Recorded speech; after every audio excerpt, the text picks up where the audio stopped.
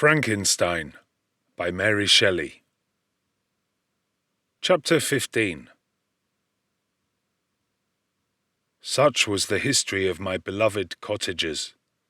It impressed me deeply. I learned from the views of social life which it developed to admire their virtues and to deprecate the vices of mankind. As yet, I looked upon crime as a distant evil. Benevolence and generosity were ever present before me, inciting within me a desire to become an actor in the busy scene, where so many admirable qualities were called forth and displayed. But in giving an account of the progress of my intellect, I must not omit a circumstance which occurred in the beginning of the month of August of the same year. One night, during my accustomed visit to the neighbouring wood, where I collected my own food and brought home firing for my protectors, I found on the ground a leathern portmanteau containing several articles of dress and some books. I eagerly seized the prize and returned with it to my hovel. Fortunately, the books were written in the language, the elements of which I had acquired at the cottage. They consisted of Paradise Lost, a volume of Plutarch's Lives, and the Sorrows of Werter. The possession of these treasures gave me extreme delight. I now continually studied and exercised my mind upon these histories, whilst my friends were employed in their ordinary occupations. I can hardly describe to you the effect of these books. They produced in me an infinity of new images and feelings that sometimes raised me to ecstasy, but more frequently sunk me into the lowest dejection. In the Sorrows of Werter, besides the interest of its simple and affecting story, so many opinions are canvassed, and so many lights thrown upon what had hitherto been to me obscure subjects, that I found in it a never-ending source of speculation and astonishment. The gentle and domestic manners it described, combined with lofty sentiments and feelings, which had for their object something out of self, accorded well with my experience among my protectors, and with the wants which were forever alive in my own bosom. But I thought Werter himself a more divine being than I had ever beheld or imagined. His character contained no pretension, but it sank deep. The disquisitions upon death and suicide were calculated to fill me with wonder. I did not pretend to enter into the merits of the case, yet I inclined towards the opinions of the hero, whose extinction I wept, without precisely understanding it. As I read, however, I applied much personally to my own feelings and condition. I found myself similar, yet at the same time strangely unlike to the beings concerning whom I read, and to those whose conversation I was a listener. I sympathized with and partly understood them, but I was unformed in mind. I was dependent on none, and related to none. The path of my departure was free, and there was none to lament my annihilation. My person was hideous and my stature gigantic. What did this mean? Who was I? What was I? Whence did I come? What was my destination? These questions continually recurred, but I was unable to solve them. The volume of Plutarch's Lives which I possessed contained the histories of the first founders of the ancient republics. This book had a far different effect upon me from the Sorrows of Werter. I learned from Werter's imaginations despondency and gloom. But Plutarch taught me high thoughts. He elevated me above the wretched sphere of my own reflections, to admire and love the heroes of past ages. Many things I read surpassed my understanding and experience. I had a very confused knowledge of kingdoms, wide extents of country, mighty rivers and boundless seas. But I was perfectly unacquainted with towns and large assemblages of men. The cottage of my protectors had been the only school in which I had studied human nature, but this book developed new and mightier scenes of action. I read of men concerned in public affairs, governing or massacring their species. I felt the greatest ardour for virtue rise within me, and abhorrence for vice, as far as I understood the signification of those terms, relative as they were, as I applied them to pleasure and pain alone. Induced by these feelings, I was of course led to admire peaceable lawgivers, Numa, Solon, and Lycurgus, in preference to Romulus and Theseus. The patriarchal lives of my protectors caused these impressions to take a firm hold on my mind.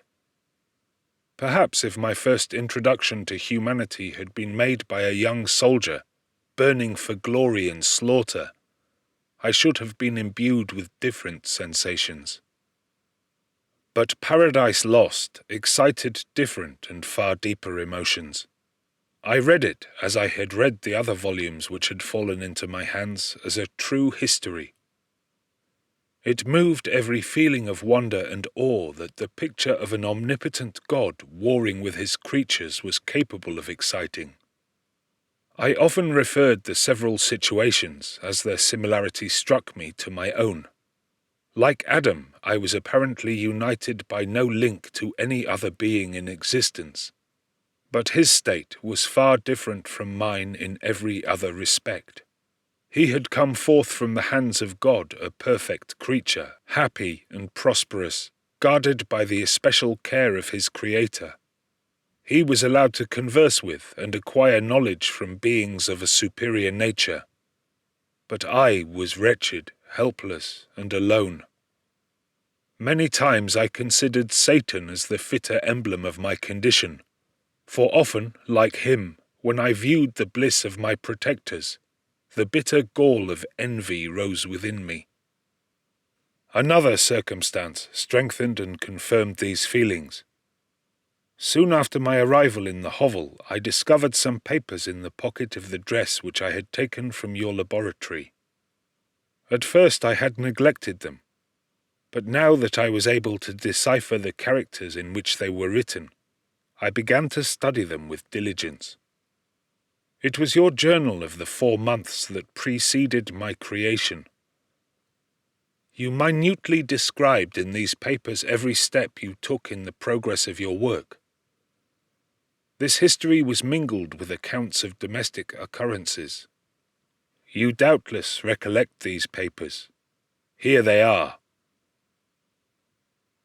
Everything is related in them which bears reference to my accursed origin. The whole detail of that series of disgusting circumstances which produced it is set in view.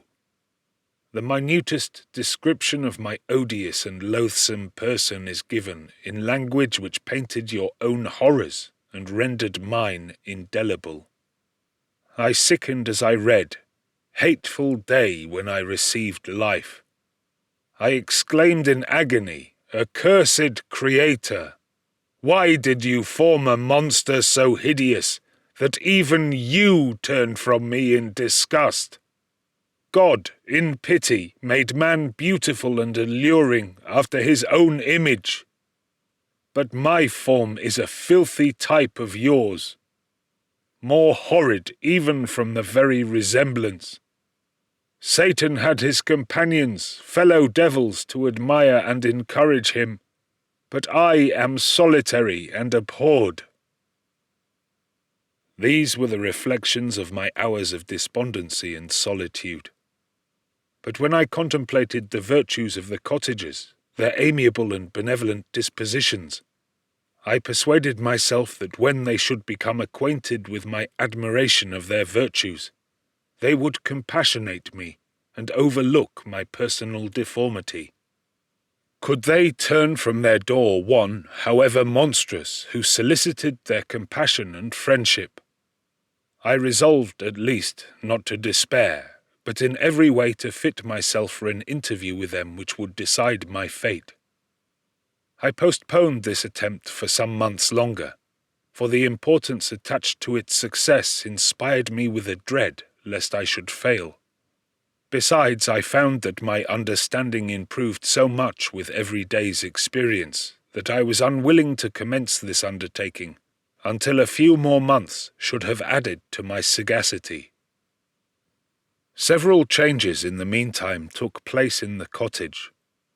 The presence of Safie diffused happiness among its inhabitants, and I also found that a greater degree of plenty reigned there. Felix and Agatha spent more time in amusement and conversation, and were assisted in their labours by servants. They did not appear rich, but they were contented and happy. Their feelings were serene and peaceful, while mine became every day more tumultuous. Increase of knowledge only discovered to me more clearly what a wretched outcast I was. I cherished hope, it is true, but it vanished when I beheld my person reflected in water, or my shadow in the moonshine, even as that frail image, and that in constant shade. I endeavoured to crush these fears and to fortify myself for the trial which in a few months I resolved to undergo. And sometimes I allowed my thoughts, unchecked by reason, to ramble in the fields of paradise, and dared to fancy amiable and lovely creatures sympathizing with my feelings and cheering my gloom. Their angelic countenances breathed smiles of consolation. But it was all a dream. No Eve soothed my sorrows nor shared my thoughts. I was alone. I remembered Adam's supplication to his Creator, but where was mine? He had abandoned me, and in the bitterness of my heart I cursed him. Autumn passed thus. I saw with surprise and grief the leaves decay and fall, and nature again assumed the barren and bleak appearance it had worn when I first beheld the woods and the lovely moon. Yet I did not heed the bleakness of the weather. I was better fitted by my conformation for the endurance of cold than heat. But my chief delights were the sight of the flowers, the birds, and all the gay apparel of summer. When these deserted me, I turned with more attention towards the cottagers. Their happiness was not decreased by the absence of summer. They loved and sympathized with one another, and their joys, depending on each other, were not interrupted by the casualties that took place around them. The more I saw of them, the greater became my desire to claim their protection and kindness. My heart yearned to be known and loved by these amiable creatures. To see their sweet looks directed towards me with affection was the utmost limit of my ambition. I dared not think that they would turn them from me with disdain and horror. The poor that stopped at their door were never driven away. I asked, it is true, for greater treasures than a little food or rest. I required kindness and sympathy, but I did not believe myself utterly unworthy of it. The winter advanced, and an entire revolution of the seasons had taken place since I awoke into life. My attention at this time was solely directed towards my plan of introducing myself into the cottage of my protectors. I revolved many projects, but that on which I finally fixed was to enter the dwelling when the blind old man should be alone. I had sagacity enough to discover that the unnatural hideousness of my person was the chief object of horror with those who had formerly beheld me. My voice, although harsh, had nothing terrible in it. I thought, therefore, that if in the absence of his children I could gain the goodwill and mediation of the old de Lacey, I might by his means be tolerated by my younger protectors. One day, when the sun shone on the red leaves that strewed the ground and diffused cheerfulness, although it denied warmth, Safie, Agatha, and Felix departed on a long country walk, and the old man, at his own desire, was left alone in the cottage. When his children had departed, he took up his guitar and played several mournful but sweet airs, more sweet and mournful than I had ever heard him play before. At first his countenance was illuminated with pleasure, but as he continued, thoughtfulness and sadness succeeded. At length, laying aside the instrument, he sat absorbed in reflection. My heart beat quick. This was the hour and moment of trial which would decide my hopes or realize my fears. The servants were gone to a neighbouring fair. All was silent in and around the cottage. It was an excellent opportunity. Yet when I proceeded to execute my plan, my limbs failed me and I sank to the ground. Again I rose, and exerting all the firmness of which I was master, removed the planks which I had placed before my hovel to conceal my retreat. The fresh air revived me, and with renewed determination I approached the door of their cottage. I knocked. "Who is there?" said the old man. "Come in." I entered. "Pardon this intrusion," said I. "I am a traveller in want of a little rest. You would greatly oblige me if you would allow me to remain a few minutes before the fire." "Enter," said de Lacey, "and I will try in what manner I can to relieve your wants. But unfortunately my children are from home, and as I am blind, I am afraid I shall find it difficult to procure food for you." "Do not trouble yourself, my kind host. I have food. It is warmth and rest only that I need." I sat down, and silence ensued. I knew that every minute was precious to me, yet I remained irresolute in what manner to commence the interview, when the old man addressed me. "By your language, stranger, I suppose you are my countryman. Are you French?" "No, but I was educated by a French family and understand that language only. I am now going to claim the protection of some friends whom I sincerely love, and of whose favour I have some hopes." "Are they Germans?" "No, they are French. But let us change the subject. I am an unfortunate and deserted creature. I look around, and I have no relation or friend upon earth. These amiable people to whom I go have never seen me, and know little of me. I am full of fears, for if I fail there, I am an outcast in the world forever." "Do not despair. To be friendless is indeed to be unfortunate.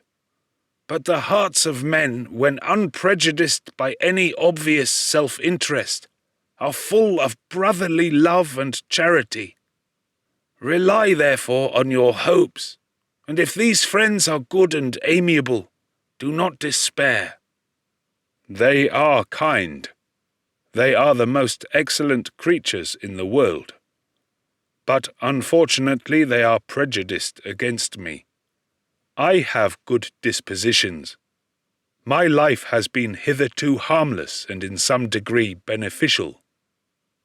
But a fatal prejudice clouds their eyes, and where they ought to see a feeling and kind friend, they behold only a detestable monster." "That is indeed unfortunate. But if you are really blameless, cannot you undeceive them?"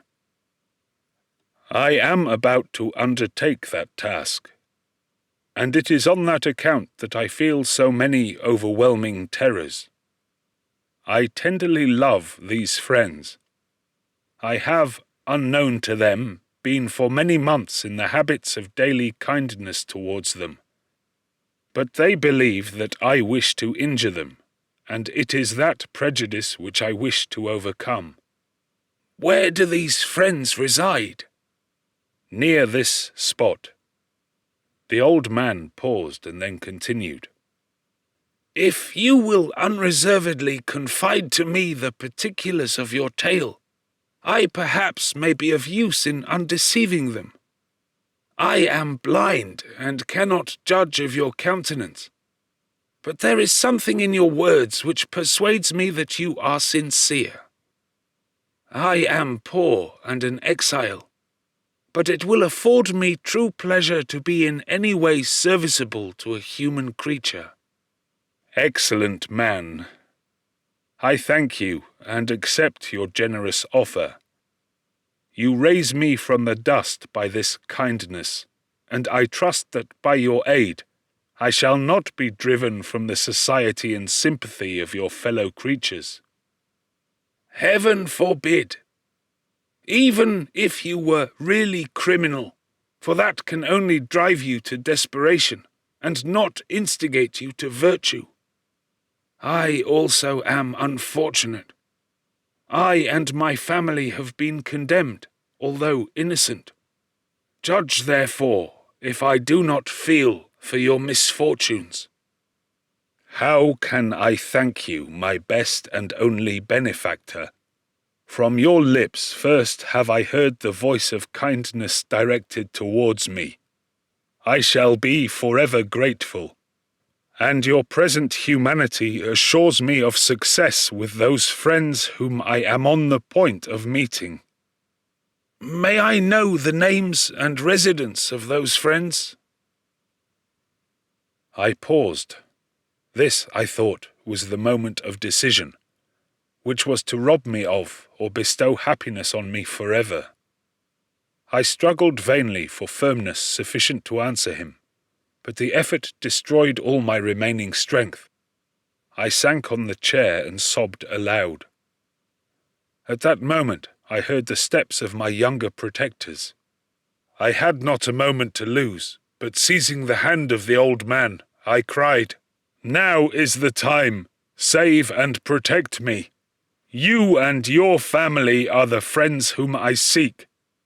Do not you desert me in the hour of trial." "Great God!" exclaimed the old man. "Who are you?" At that instant the cottage door was opened, and Felix, Safie, and Agatha entered. Who can describe their horror and consternation on beholding me? Agatha fainted, and Safie, unable to attend to her friend, rushed out of the cottage. Felix darted forward, and with supernatural force tore me from his father, to whose knees I clung. In a transport of fury he dashed me to the ground and struck me violently with a stick. I could have torn him limb from limb as the lion rends the antelope, but my heart sank within me as with bitter sickness, and I refrained. I saw him on the point of repeating his blow, when overcome by pain and anguish, I quitted the cottage, and in the general tumult escaped unperceived to my hovel.